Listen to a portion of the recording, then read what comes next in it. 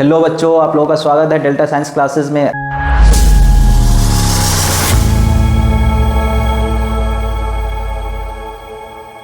आज हम जो मॉडल पेपर था उसका 35 क्वेश्चन कर चुके हैं और नेक्स्ट जो 35 क्वेश्चन है उसको देखने वाले हैं। तो चलिए हम एक एक करके इसका सोल्यूशन देखते हैं। देखिए, which of the flowing waves is not electromagnetic. क्या नहीं है? इलेक्ट्रोमैग्नेटिक नहीं है। तो इसके लिए एक ट्रिक आपको रिमेंबर रखना होगा। ये हमारा गामा रेज होता है, इससे बहुत सारा क्वेश्चन सॉल्व हो जाएगा। ये गामा रेज होता है। गामा रेज का जो क्या होता है, शॉर्टेस्ट वेवलेंथ होता है। शॉर्टेस्ट वेवलेंथ, अगर वेवलेंथ सबसे छोटा है तो क्या होगा, इसका फ्रीक्वेंसी क्या होगा, सबसे ज़्यादा होगा, तो लार्जर फ्रीक्वेंसी होगा या मैक्सिमम फ्रीक्वेंसी होगा किसका, लार्जर फ्रीक्वेंसी या मैक्सिमम फ्रीक्वेंसी किसका होगा, हमारा गामा रेज का होगा। इसके बाद क्या आता है, एक्स रेज आता है। इसके बाद क्या आता है, अल्ट्रा वायलेट रेज होता है, अल्ट्रा वायलेट रेज। उसके बाद क्या होता है, इंफ्रारेड होता है, इंफ्रा रे। उसके बाद माइक्रोवेव होता है, माइक्रोवेव। इसके बाद आता है हमारा रेडियो वेव। रेडियो वेव का क्या होता है, जैसे ही यहाँ पर देखिए शॉर्टेस्ट वेवलेंथ होता है, उसी प्रकार से यहाँ जैसे ही रेडियो वेव आया तो लार्जर वेवलेंथ होगा, लार्जर वेवलेंथ। जैसे ही लार्जर वेवलेंथ होगा वैसे ही हमारा फ्रीक्वेंसी क्या हो जाएगा, मिनिमम हो जाएगा, यानी कि शॉर्टेस्ट फ्रीक्वेंसी होगा, शॉर्टेस्ट फ्रीक्वेंसी।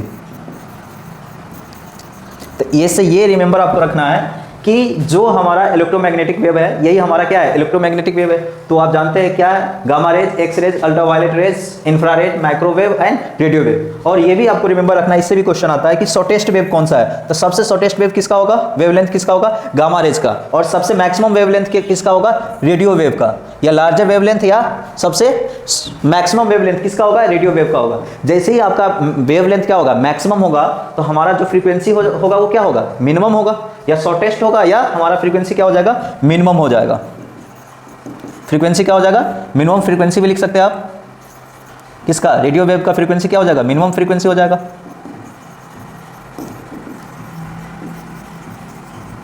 इसी प्रकार से यहां पर और क्या लिख सकते हैं, मैक्सिमम फ्रीक्वेंसी, मैक्सिमम फ्रीक्वेंसी। तो गामा रेज है, एक्स रेज है, अल्ट्रावायलेट रेज है, इंफ्रारेड है, माइक्रोवेव, रेडियो वेव। ये क्या है, इलेक्ट्रोमैग्नेटिक है। आप देख लीजिए इसमें ऑप्शन कौन सा, देखिए गामा रे हमारा क्या है, इलेक्ट्रोमैग्नेटिक वेव है, इंफ्रारेड भी इलेक्ट्रोमैग्नेटिक वेव है, और एक्स रेज भी क्या है, इलेक्ट्रोमैग्नेटिक वेव है। लेकिन अल्फा रेज इलेक्ट्रोमैग्नेटिक वेव नहीं है। तो हमसे क्या पूछा गया है, नहीं, कौन सा नहीं है, तो कौन होगा, अल्फा रेज नहीं है। चलिए देखिए सेम क्वेश्चन है, वेव ऑफ मैक्सिमम फ्रीक्वेंसी। अभी आप लोग देखिए, देखे कि सबसे मैक्सिमम फ्रीक्वेंसी किसका था, गामा वेव्स का। किसका था, गामा वेव्स का। तो अगर आप इससे रिमेंबर रखते तो आपको 4 से 5 क्वेश्चन इससे देखने को मिल सकता है। मैक्सिमम फ्रीक्वेंसी किसका होगा, गामा वेव्स का। मैक्सिमम फ्रीक्वेंसी होगा तो शॉर्टेस्ट क्या हो जाएगा, वेवलेंथ हो जाएगा। उसी प्रकार से अगर रेडियो वेव है तो उसका फ्रीक्वेंसी क्या होगा, मिनिमम होगा। तो मैक्सिमम क्या होगा, ज्यादा क्या होगा, लार्ज क्या होगा, वेवलेंथ होगा। चलिए नेक्स्ट क्वेश्चन देखते हैं।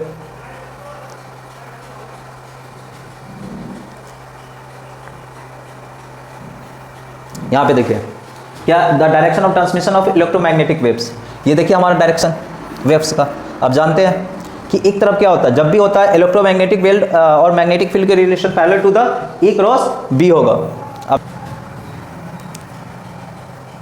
क्या निकालना है आपको, dimension, dimension of 1/2 slow naught E square. इसका हमको क्या निकालना है, डायमेंशन निकालना है। तो चलिए देखते हैं इसका डायमेंशन कैसे निकालेंगे।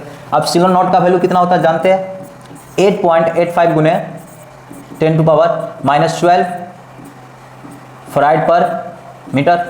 और इलेक्ट्रिक फील्ड क्या होता है, इलेक्ट्रिक फील्ड इंटेंसिटी होता है। तो यहीं से हम निकालते हैं 1/2 सिलो naught, 1/2 slow naught E square equal to क्या हो जाएगा, इसका हमारा क्या हो जाएगा, फराइड पर मीटर।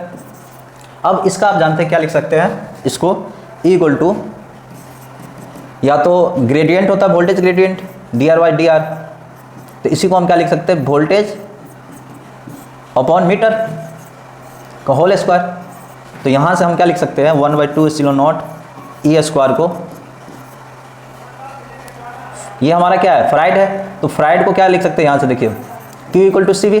तो इसका फ्राइड होता है तो C इक्वल टू क्या हो जाएगा, चार्ज अपॉन वोल्टेज। तो क्या हम इसकी जगह पर चार्ज अपॉन वोल्टेज पुट कर सकते हैं? तो यहाँ पर पुट कीजिए, इसी को हम फैराड भी बोल सकते हैं। तो क्या हो जाएगा, Q अपॉन वोल्ट भी इंटू वोल्ट का स्क्वायर अपॉन मीटर का स्क्वायर अपॉन ये मीटर आ जाएगा। तो एक से ये कैंसिल हो जाएगा। तो यहाँ पे क्या आ गया, Q वोल्ट यानी कि V अपॉन मीटर क्यूब, ये हमारा ऐसा यूनिट आ गया। अब इसको हमको क्या किस में कन्वर्ट करना है, डायमेंशन में कन्वर्ट करना है। तो देखते हैं डायमेंशन में कन्वर्ट कैसे करेंगे। अब वोल्टेज को हमको लिखना है, वोल्टेज का कैसे निकालेंगे वो देख लेते हैं। तो वोल्टेज का क्या हो जाएगा, V को क्या लिख सकते हैं, वर्क डन अपॉन चार्ज लिख सकते हैं। तो यहाँ पर हम पुट करेंगे Q upon metre cube, voltage को क्या लिखेंगे, वर्क डन अपॉन चार्ज। तो देखिए चार्ज से चार्ज कैंसिल, तो क्या आ गया, work done upon metre cube. अब वर्क डन को क्या लिख सकते हैं, फोर्स इंटू डिस्प्लेसमेंट। तो जैसे ही इसको हम डायमेंशन में कन्वर्ट करेंगे तो क्या हो जाएगा, देखिए इसको फोर्स इंटू डिस्प्लेसमेंट लिख सकते हैं अपॉन मीटर क्यूब। क्लियर है। तो फोर्स का आप जानते हैं क्या होता है, मास इंटू एक्सेलरेशन। तो इसको क्या हो जाएगा, कैपिटल M, डायमेंशन लिखेंगे तो इसका मीटर पर सेकेंड स्क्वायर होता है। तो यहाँ पर लेंथ हो जाएगा और ये क्या हो जाएगा, T⁻² इंटू S। चलिए अब इसको हम क्या करेंगे, पुट करेंगे तो क्या हो जाएगा, mL T⁻²। और ये क्या है, डिस्प्लेसमेंट है। तो डिस्प्लेसमेंट का क्या होता है, L अपॉन L3। क्लियर है। तो देखिए ये L से L कैंसिल हो जाएगा, L स्क्वायर आ गया, इससे और इससे भी कैंसिल होगा, तो एक और कैंसिल हो गया तो L आ गया। तो यहाँ से जब आप क्लियर देखिएगा तो 1/2 epsilon naught E square equal to क्या आ जाएगा, m L⁻⁻1 और T⁻²। m L⁻⁻1 T⁻²। कौन सा ऑप्शन जाएगा, C ऑप्शन जाएगा। ठीक है बच्चों, समझ में आ गया होगा आप लोगों को। चलिए नेक्स्ट क्वेश्चन देखते हैं आप।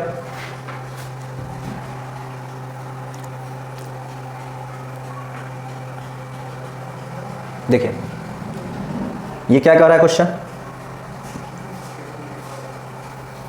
The total internal reflection if the value of critical angle from any medium to vacuum is 30 degree. कितना दिया हुआ है, 30 डिग्री दिया हुआ है। The speed of light in the medium, इसमें हमको क्या पूछा है, स्पीड ऑफ लाइट पूछा है।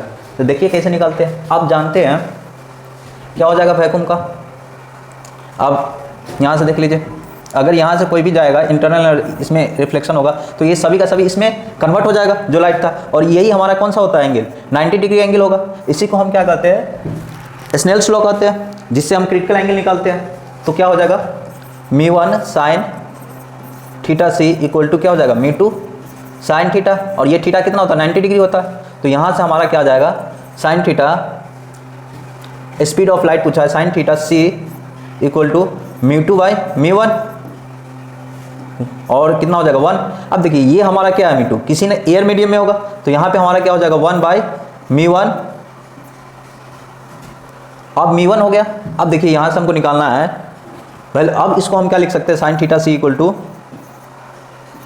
1/μ1। और ये क्या है हमारा, रिफ्रैक्टिव इंडेक्स है। तो क्या हो जाएगा, speed of light upon velocity of light. ये क्या है हमारा, स्पीड ऑफ लाइट। तो यहाँ से हम जब निकालेंगे, पुट करेंगे, तो यहाँ से हमारा क्या आ जाएगा, 1/c/v। तो जैसे ही हम यहाँ इसको देखेंगे यहाँ से, तो देखिए कैसे आ जाएगा, ये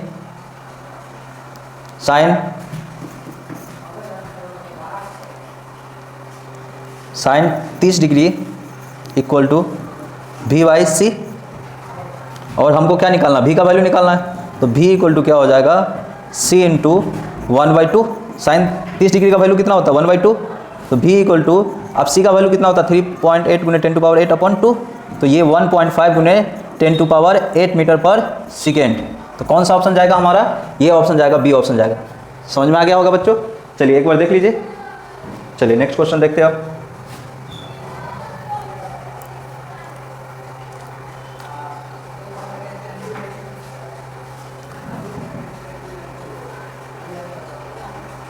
टू लेंस ऑफ +3 डायोप्टर और and -2 dioptre power are combination to form an equivalent lens. What is the focal length of equivalent lens. देखते हैं ये हमारा क्या हो जाएगा, P = 1/f होता है। तो f बराबर क्या हो जाएगा, 1/p हो जाएगा। तो आप जानते हैं अगर कोई भी लेंस रखा हुआ है कॉन्टेक्ट में, तो जो उसका इक्विवेलेंट लेंस होता है, तो क्या होता है इक्विवेलेंट लेंस, क्या हो सकता है, P1 प्लस P2 हो सकता है। तो यहाँ पर पुट करेंगे 1/+3 प्लस -2, तो कितना आ जाएगा, 1 आ जाएगा, 1/1 डायोप्टर। तो यहाँ से क्रॉस मल्टीप्लिकेशन कीजिएगा तो 1 मीटर आ जाएगा। तो यही हमारा क्या जाएगा आंसर, 1 मीटर जाएगा। चलिए नेक्स्ट क्वेश्चन देखते हो। देखिए बच्चों क्या है क्वेश्चन, क्या कर रहा है, the final image of astronomical telescope. तो इसको हम किस प्रकार से बनाते हैं, देखिए यहाँ से ये हमारा एक हो गया और एक लेंस यहाँ लगाते हैं, ये हमारा ऑब्जेक्ट लेंस हुआ, और ये क्या होता है, आई पीस लेंस होता है, आई पीस लेंस, जो यहाँ पे हम रखते हैं और चेक करते हैं ऑब्जेक्ट हमारा क्या है। तो यहाँ से हम क्या करते हैं, एक यहाँ से पास कराते हैं,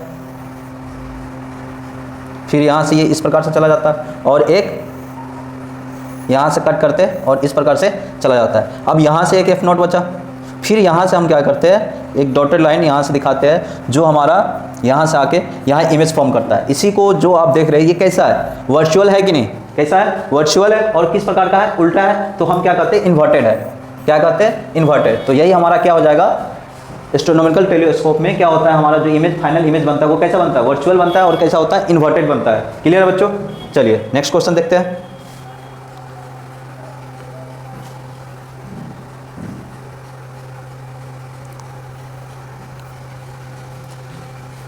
देखिए, two light waves of equal amplitude and equal wavelength are superimposed. क्या कर रहा है, सुपर इम्पोज्ड है।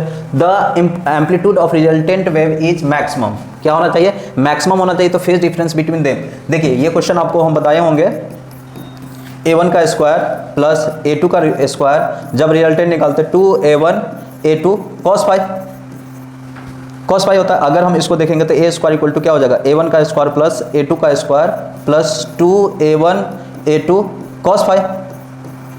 देखिए ये मैक्सिमम कब होगा, जब ये हमारा मैक्सिमम हो, बाकी तो सभी कांस्टेंट है। तो ये मैक्सिमम कब होगा, cos फाई मैक्सिमम कब होता है, ये मैक्सिमम होना चाहिए। और इसको मैक्सिमम होने के लिए हमको फाई का मैक्सिमम, cos फाई मैक्सिमम कब होता है, जब एंगल क्या हो, जीरो हो, जो फाई का वैल्यू क्या हो, जीरो, तभी हमारा क्या होता है, cos फाई, cos जीरो कितना होता है, 1। तो इससे 1 अगर हम इसको 30 डिग्री रखेंगे तो वैल्यू कितना हो जाएगा, √3/2, और cos आगे बढ़ाएंगे 45 तो 1/√2 हो जाएगा, जो 0.701 होगा। तो धीरे धीरे जैसे जैसे एंगल बढ़ाएंगे वैल्यू क्या हो जाएगा, कम होता जाएगा, लेकिन जैसे ही जीरो पे हमारा वैल्यू क्या हो जाएगा, 1 हो जाएगा। तो ये क्या है, मैक्सिमम है। तो कौन सा जाएगा, जीरो ऑप्शन जाएगा। तो फेज डिफरेंस क्या होगा, जीरो होगा। क्लियर बच्चों। चलिए नेक्स्ट क्वेश्चन देखते हैं।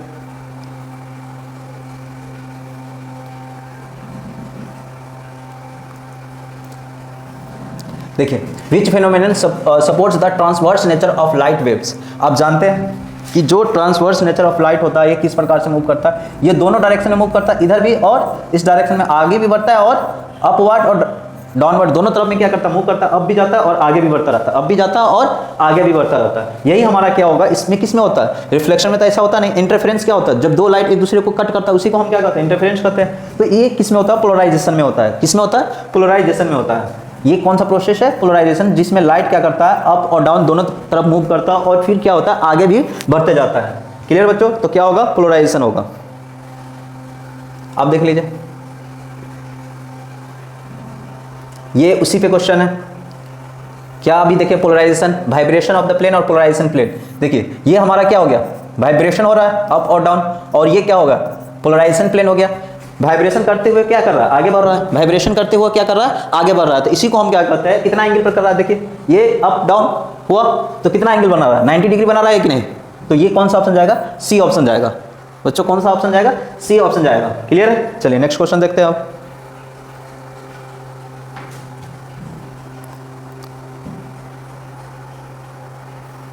क्या पूछ रहा है, in photo electric emission phenomenon on increasing the intensity of incident line the photo electric current. अब बताइए, किसी भी जो इलेक्ट्रॉन है उसका जो इंटेंसिटी है वो क्या कर रहे हैं, इंक्रीज कर रहे हैं। तो जो फोटो इलेक्ट्रिक करंट होगा क्या होगा, इससे जैसे देखिए एक सोलर पैनल का एग्जांपल ले लीजिए, उस पर जो देखते हैं आप लाइट को क्या कराते हैं, इंसिडेंट करवाते हैं। जैसे ही लाइट इंसिडेंट होता है तो इलेक्ट्रॉन क्या होता है, टेम्परेचर बढ़ेगा, तो इलेक्ट्रॉन क्या होगा, मूव करेगा। जितना टेम्परेचर बढ़ेगा उतना ही इलेक्ट्रॉन क्या करेगा, मूव करेगा। और जैसे ही उतना ही इलेक्ट्रॉन मूव करेगा तो उससे हमको क्या होगा, करंट डेवलप मिलेगा। तो हमारा करंट भी क्या हो जाएगा, इंक्रीज कर जाएगा। समझ में आया। देखिए इंक्रीजिंग का हमारा क्या लिखा हुआ है, इंटेंसिटी ऑफ इंसिडेंट लाइट। जैसे ही जो हम लाइट इंसिडेंट कर रहे हैं उसका इंटेंसिटी क्या कर देंगे, इंक्रीज कर देंगे। जैसे ही इंक्रीज करेंगे तो जो इलेक्ट्रॉन है वो मूव होना स्टार्ट हो जाएगा, जो नॉर्मल वे में मूव कर रहा था उससे ज़्यादा तेजी से क्या होगा, मूव करना स्टार्ट हो जाएगा। अब जैसे ही मूव करना स्टार्ट होगा तो इसमें जो करंट इलेक्ट्रॉन मूव करेगा तो हमारा क्या होगा, मैक्सिमम करंट फ्लो करेगा, तो क्या हो जाएगा, करंट इंक्रीज कर जाएगा। क्लियर है बच्चों? चलिए नेक्स्ट क्वेश्चन देखते हैं अब।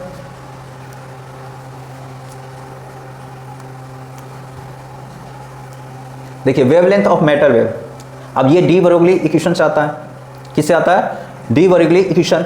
अब डी ब्रोगली इक्वेशन में क्या कहता है, क्या कहता है कि अगर कोई मोमेंटम है तो क्या होता है, Planck's constant upon lambda. Linear momentum बराबर क्या होगा, प्लैंक्स कांस्टेंट अपॉन लैम्डा, जो वेवलेंथ होता है। तो इसी को चेंज करेंगे तो क्या हो जाएगा, h बाई पी। तो यही कौन सा ऑप्शन जाएगा हमारा, ए ऑप्शन चला जाएगा।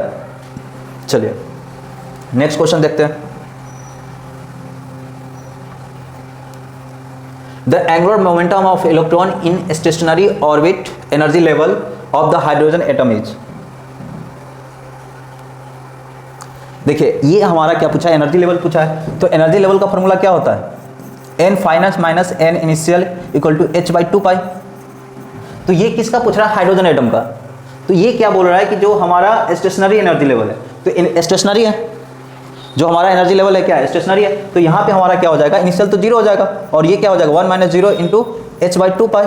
तो जो यहाँ से हमारा वैल्यू आएगा वो कितना आ जाएगा, h बाई 2 पाई। कौन सा आंसर जाएगा, बी ऑप्शन जाएगा। कौन सा ऑप्शन जाएगा, बी ऑप्शन जाएगा। चलिए नेक्स्ट क्वेश्चन देख लेते हैं।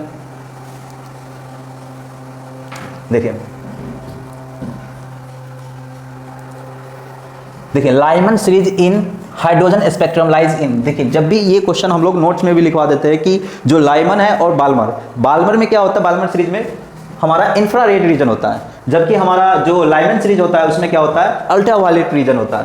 रिमेंबर रखिएगा कि जब भी हमारा वायलेट होगा उसमें क्या होगा, सॉरी लाइमन होगा, लाइमन सीरीज होगा तो उसमें कैसा होगा, अल्ट्रा वायलेट रीजन होगा। क्लियर है? चलिए नेक्स्ट क्वेश्चन देख लेते हैं। अब देखिए ये क्वेश्चन क्या कर रहा है कि how many time charge of alpha particle is that of charge of proton. अगर एक प्रोटॉन है तो उसमें अल्फा पार्टिकल के फॉर्म में ये कितने टाइम्स होंगे। तो आप जानते हैं अल्फा पार्टिकल में क्या लेते हैं, 2 और 4 होता है। हीलियम लेते हैं, हीलियम का ही अल्फा पार्टिकल में हम देखते हैं। तो यहाँ पे देखिए नंबर ऑफ प्रोटॉन कितना है, 2e आया, 2 आया। तो जो हमारा प्रोटॉन है वो कितना टाइम्स है, 2e टाइम्स है। तो हमारा इसमें क्या जाएगा, 2 टाइम्स जाएगा ऑप्शन। क्लियर बच्चों? यही तो हमारा प्रोटॉन है इसमें। तो कितने टाइम्स है, 2 टाइम्स है कि नहीं प्रोटॉन का। चलिए नेक्स्ट क्वेश्चन देखते हैं। क्या हो जाएगा, एनर्जी बराबर 1 equal to m c square. तो मास ऑफ प्रोटॉन कितना हो जाएगा, एम पी 1.66 गुने 10 टू पावर माइनस 27 kg। और यहाँ से सी कितना हो जाएगा, 3 गुने 10 टू पावर 8 हो जाएगा। तो जैसे ही हम पुट करेंगे यहाँ तो एम पी 1.66 गुने 10 टू पावर माइनस 27 गुने 3 इंटू 10 टू पावर 8 का होल स्क्वायर। तो कितना हो जाएगा 1.66 गुने 10 टू पावर माइनस 27 गुने 9 गुने 10 टू पावर 16। तो आप यहाँ से देखिएगा कितना हो जाएगा, 9 6 जा 54 4 5 9 6 जा 54 9 5 9 और 5 14 गुने 10 टू पावर 11 माइनस 11 हो जाएगा। तो यहाँ से देखिए, यहाँ से एक पॉइंट और करेंगे 4.94 गुने 10 टू पावर माइनस 10। एक यहाँ शिफ्ट कर दिए तो ये हमारा कितना आ गया 1.5 इंटू 10 टू पावर माइनस 10। अब देखिए यहाँ से, अब ये जो हमारा आया है वो जूल में आया है, इसको हम क्या करेंगे, कन्वर्ट करेंगे। क्या करेंगे, कन्वर्ट करेंगे। अब जानते हैं 1 इलेक्ट्रॉन वोल्ट बराबर कितना होता है, 1.6 गुने 10 टू पावर माइनस 19 जूल। तो 1 जूल बराबर कितना हो जाएगा, 1 इलेक्ट्रॉन वोल्ट अपॉन 1.6 गुने 10 टू पावर माइनस 19। तो पुट कर देते हैं यहाँ 1.5 गुने 10 टू पावर माइनस 10 गुने 1 इलेक्ट्रॉन वोल्ट अपॉन 1.6 गुने 10 टू पावर माइनस 19। तो यहाँ से देखिए अब ये एवब चला जाएगा। तो 1.5 बाई 1.6 गुने 10 to power minus 10 into 10 to power minus 19 गुने इलेक्ट्रॉन वोल्ट। तो देखिए यहाँ से ये कैंसिल, ये कैंसिल, ये कैंसिल, ये कैंसिल, ये कितना हो गया 10 टू पावर 9, ये पॉजिटिव में हो जाएगा एबव जाने के बाद। तो यहाँ पे जो हमारा इलेक्ट्रॉन वोल्ट आएगा E इक्वल टू ये कितना आ गया, एनर्जी आएगा वो कितना आ जाएगा 115/16 गुने 10⁹ इलेक्ट्रॉन वोल्ट। तो यहाँ से भाग दीजिएगा तो 9 आ गया, 0 9 6 पे 0 तो 3 फिर 1 गुने 10⁹ इलेक्ट्रॉन वोल्ट। अब देखिए इसको 3 इसका जो 10⁻³ है इससे मल्टीप्लाई कर देंगे, 3 1 गुने 1000 गुने 10⁻6 इलेक्ट्रॉन वोल्ट। तो ये कितना आ जाएगा 931 गुने 10⁻6 इलेक्ट्रॉन वोल्ट। अब इसको हम क्या कहते हैं, मेगा कहते हैं। 1 मेगा इक्वल टू कितना होता है 10⁻6 मेगा होता है, सॉरी मीटर होता है। तो ये कितना हो जाएगा 931 मेगा इलेक्ट्रॉन वोल्ट। यही हमारा क्या हो जाएगा आंसर आएगा।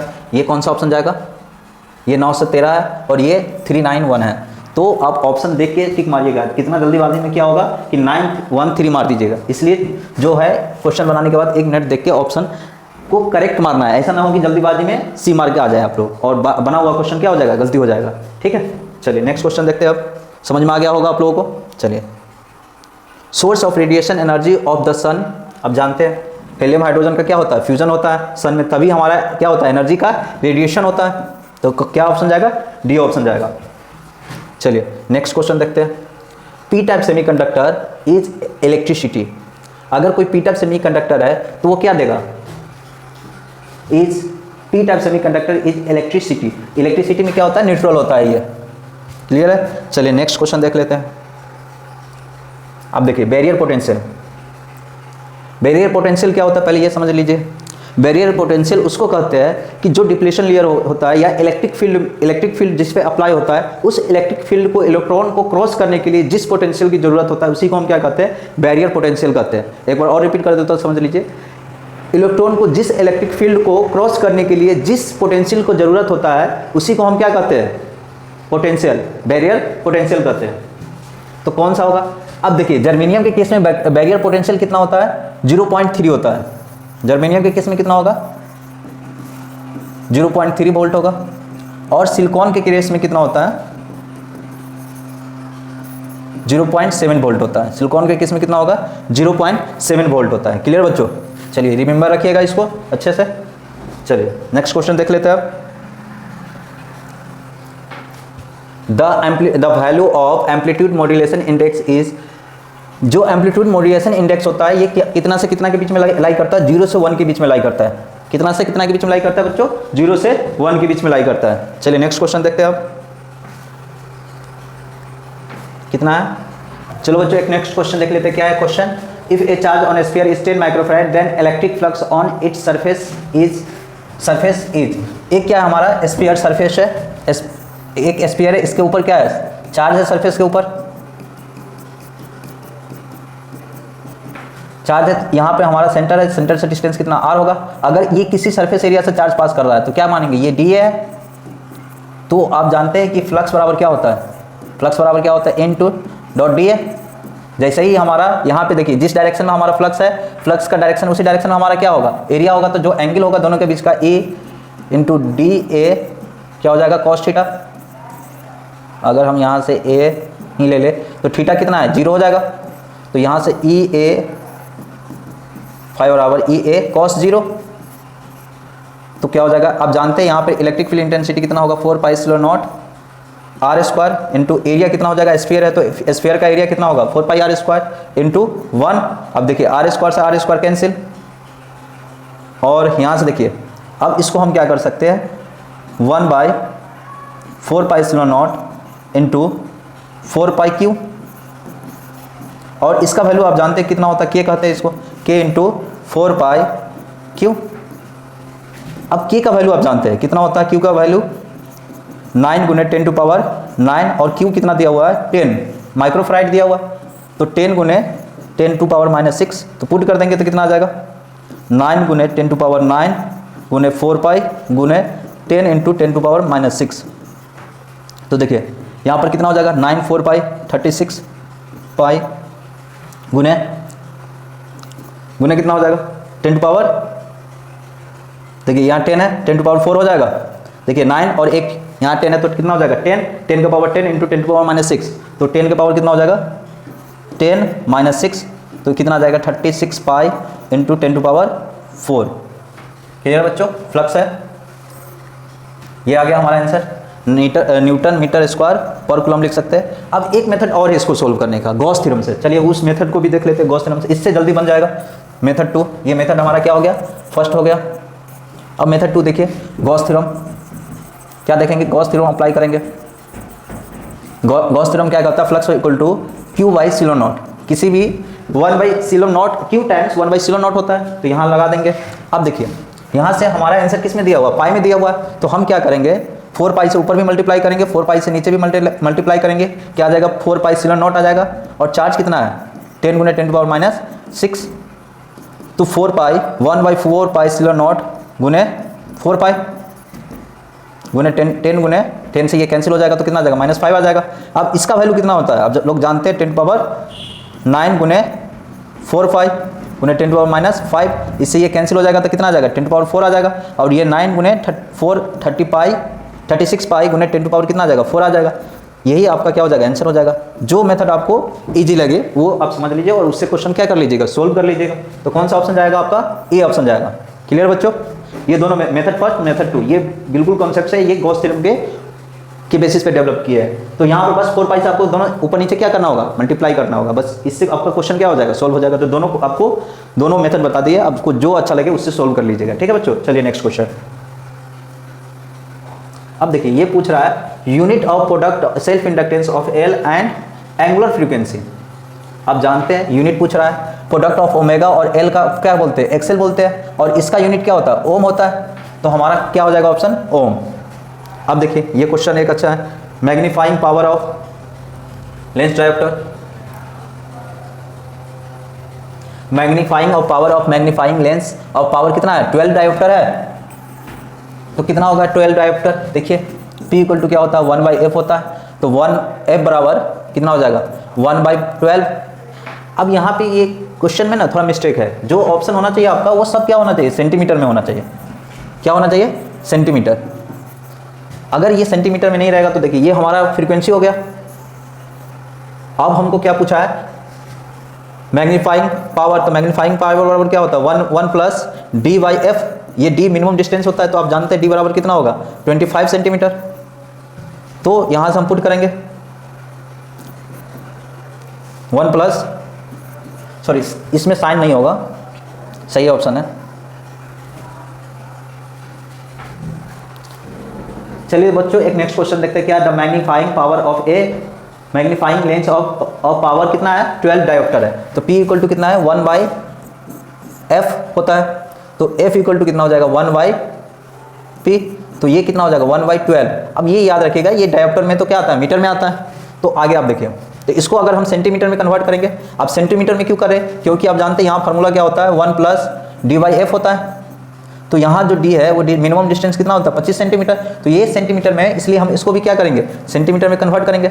जैसे ही कन्वर्ट करेंगे तो आपको पता है कि 1 मीटर इक्वल टू कितना होता है 100 सेंटीमीटर होता है, तो F इक्वल टू क्या हो जाएगा 100/12 सेंटीमीटर।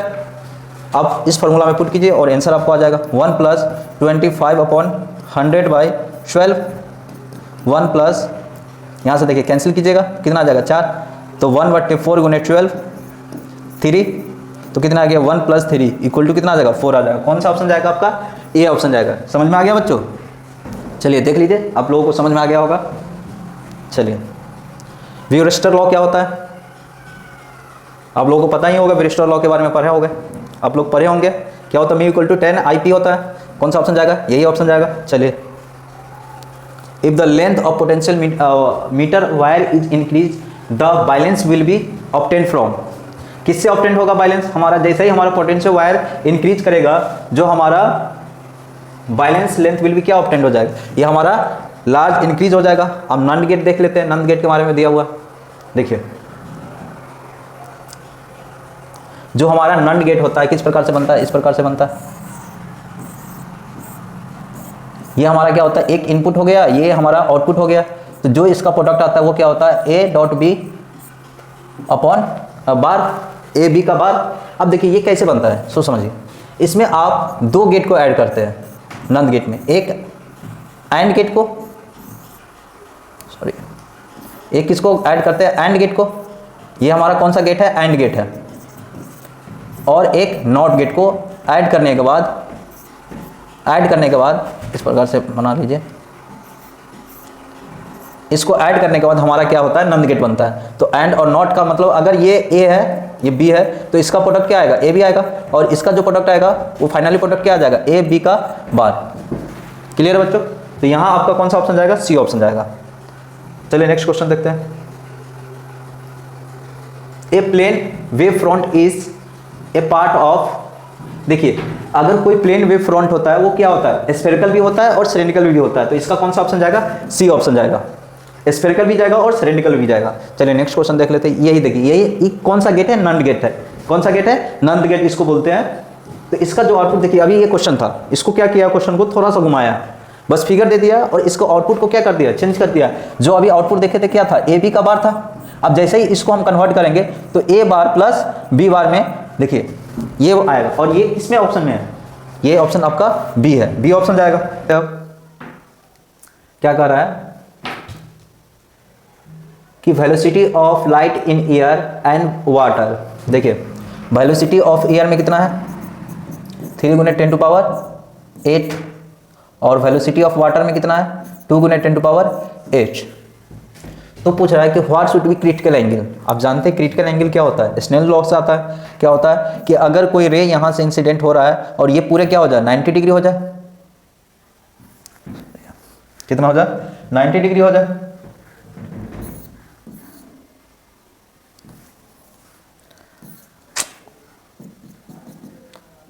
ये हमारा रे है, ये आया और ये क्या हो जाए, 90 डिग्री हो जाए। इसके साथ कितना डिग्री बना रहा हो, 90 डिग्री। तो देखिए यहां से क्या हो जाएगा, स्नेल्स लॉ से ये हमारा क्या है, वाटर का रिफ्रैक्टिव इंडेक्स वाटर का साइन एंगल थीटा से, यही हमारा क्या हो जाएगा, क्रिटिकल एंगल हो जाएगा। इक्वल टू क्या हो जाएगा, μ1, ये ईयर में जा रहा है तो साइन ईयर का हो जाएगा, ईयर साइन 90 डिग्री। तो यहां से क्या आ जाएगा, μw sine theta C equal to क्या हो जाएगा, 1।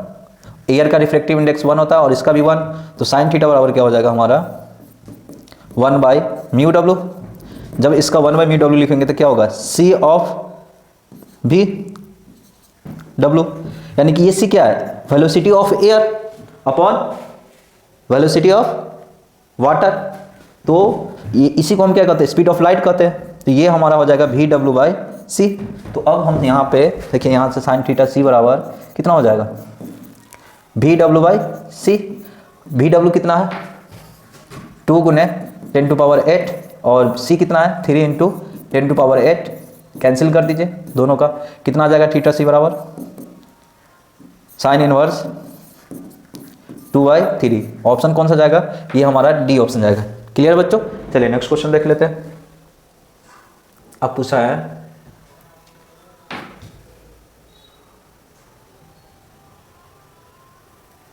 देखिए, रिमूव एस्टिग्मेटिज्म।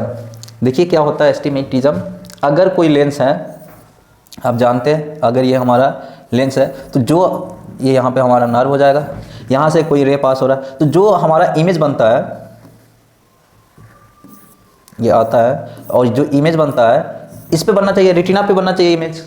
हमारा इमेज कहाँ बनना चाहिए था, रेटिना पे बनना चाहिए था। लेकिन क्या होता है एक्चुअल में कि ये रेटिना पे नहीं बन के कहाँ बनता है, यहाँ पे मल्टीपल पॉइंट बनने लगता है। एक यहाँ पर बन रहा है, एक यहाँ पर बन रहा है, और एक यहाँ पे बन रहा है। मल्टीपल पॉइंट पे मोर देन 1 फोकस पॉइंट हो जाता है, उसी को हम क्या कहते हैं, एस्टिग्मेटिज्म कहते हैं। इसके कारण क्या होता है, हमारा प्रॉपर ढंग से इमेज का माइंड रीड नहीं कर पाता है। तो इसमें यही प्रॉब्लम आता है। जिस प्रकार से आप देखते हैं मायोपिया में क्या होता है, इमेज बनना था रेटिना पे, तो हमारा इमेज रेटिना से पहले बन जाता है।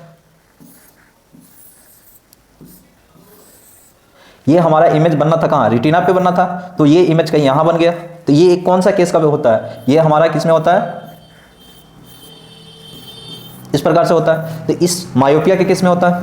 तो इसको हम इंक्रीज कराने के लिए क्या करते हैं, कनकेव यूज करते हैं, कनकेव लेंस यूज करते हैं। और इसको सही करने के लिए हम क्या करते हैं, सेंट्रिकल लेंस यूज करते हैं। कौन सा यूज करते हैं, सेंट्रिकल लेंस यूज करते हैं। इसी प्रकार से आप जानते हैं अगर कोई हमारा हाइपरमेट्रोपिया होता है तो इस केस में क्या होता है, जो हमारा इमेज रेटिना पर बनना चाहिए था वो रेटिना से बाहर बनने लगता है। क्या होता है, रेटिना से जब ये बाहर बनता है तो इसको हम क्या कहते हैं, हाइपरमेट्रोपिया कहते हैं। तो इसको सही करने के लिए हम कौन सा लेंस यूज करते हैं, कन्वेक्स लेंस। कन्वेक्स लेंस और मायोपिया को सही करने के लिए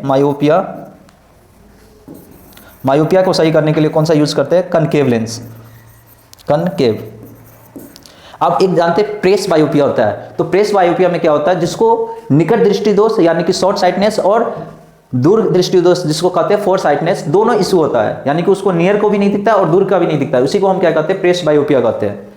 क्लियर बच्चों? उस केस में हम प्रेस बायोपिया लेंस यूज करते हैं। उस केस में क्या होता है, जो ये ज्यादातर ओल्ड पर्सन में होता है, उसमें दोनों जो शॉर्ट साइटनेस और फार साइटनेस दोनों जब एक साथ हो, उसमें कौन सा लेंस यूज करते हैं? प्रेस बायोपिया लेंस यूज करते हैं, और इसमें इस टाइप का डिजीज प्रॉब्लम क्रिएट होता है। क्लियर बच्चों? चलिए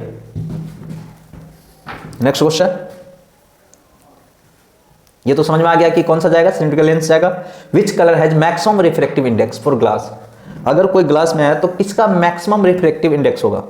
अब जानते हैं प्रिज्म में क्या होता है, अगर ये प्रिज्म है तो इससे जो रे पास करता है, सबसे कम डिविएशन किसका होता है?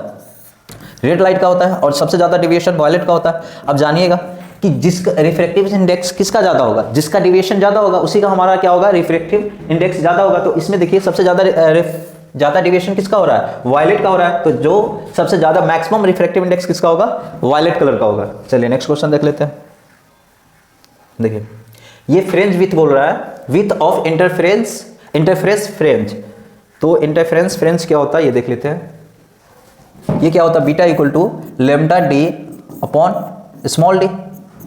ये जानते हैं फ्रेंच, यहां से एक सोर्स ले लेते हैं इस प्रकार से, और ये यहां डी होता है, ये यहां से स्क्रीन पे जाता है, और इस दोनों के बीच का डिस्टेंस डी होता है, और यहां से यहां का डिस्टेंस क्या होता है? कैपिटल डी होता है। यही हमारा क्या होता है? फ्रेंच विथ होता है। इसमें क्या होता है, आप देखिए कि ये किसके प्रोपोर्शनल है? तो प्रोपोर्शनल टू द वेवलेंथ। यहां पे देखिए आप क्या है? Beta directly proportional to lambda. Clear है? कौन सा ऑप्शन जाएगा? ए ऑप्शन जाएगा। क्लियर है बच्चों? चलिए नेक्स्ट क्वेश्चन देख लेते हैं आप। ये आपका 69वां क्वेश्चन है, इसके बाद लास्ट क्वेश्चन है। क्या होगा इसमें? देखिए इसमें I इक्वल टू जानते हैं क्या होता है? NeAVD होता है। अगर ये I इक्वल टू A आ जाए तो क्या हो जाएगा? NeVD।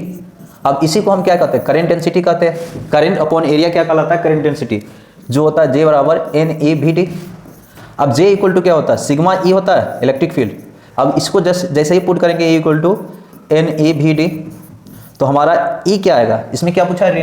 कंडक्टिविटी पूछा है, तो कंडक्टिविटी क्या है? हमारा सिग्मा है, तो सिग्मा बराबर क्या होगा? NeVD अपॉन E होगा। तो यहां से जो सिग्मा आ जाएगा वो क्या आ जाएगा?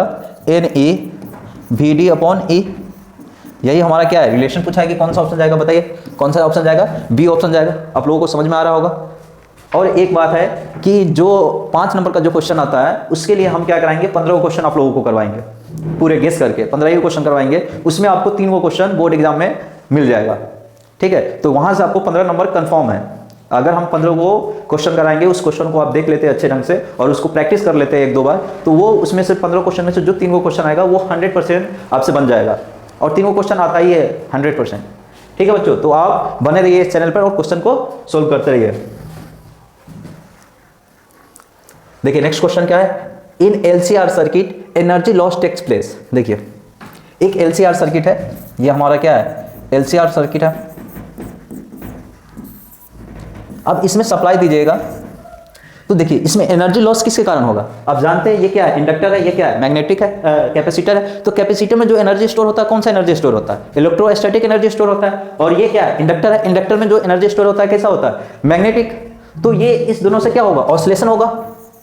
लेकिन यही हमारा क्या होता है? मेन लॉस का कारण बनता है। LCR सर्किट में लॉस का कारण कौन बनता है? सिर्फ इंडक्टर बनता है। तो जो हमारा LCR सर्किट होगा उसमें जो हमारा लॉस होगा वो किसके कारण होगा? रेजिस्टेंस के कारण होगा। क्लियर है बच्चों? रेजिस्टेंस के कारण होगा। यहां तक आपका 17 क्वेश्चन सोल्व हो चुका है। अब क्या कीजिए, आप लोग इसको 1 बार या 2 बार देख के आप लोग प्रॉपर ढंग से इस क्वेश्चन को प्रैक्टिस कर लीजिए। और जब तक देखने से नहीं होगा, आपको खुद से इस क्वेश्चन को क्या करना है? बनाना भी है, प्रैक्टिस भी करना है। एक बार देख लीजिए, उसके बाद क्या कीजिएगा? प्रैक्टिस कीजिएगा। फिर जो प्रॉब्लम हो क्वेश्चन को, उसी क्वेश्चन को आप देखिएगा। क्लियर बच्चों? और आपको इस चैनल को सब्सक्राइब कर लीजिए और चैनल पर बने रहिए, क्योंकि आपको यहाँ पर 15 क्वेश्चन मिलेगा। 15 क्वेश्चन मिलेगा सब्जेक्टिव का, जो 5 नंबर में आता है। और उस 15 क्वेश्चन में से आपको 3 क्वेश्चन एग्जाम में देखने को मिल जाएगा। तो इस चैनल पर आप बने रहिए और अपना जो पढ़ाई है उसको कंटिन्यूअस रखिए रेगुलर बेसिस पे, क्योंकि आपका जो एग्जाम है ओनली 40 डेज बचा हुआ है। ओनली कितने दिन बचे हुए हैं? 40 डेज। तो तो यही 40 डेज में आपको जो करना है वो करना है, फिर उसके बाद आपके पास फ्री टाइम रहेगा, जो करने का मन होगा वो कीजिएगा। ठीक है बच्चों, चलिए ठीक है, थैंक यू सो मच बच्चों।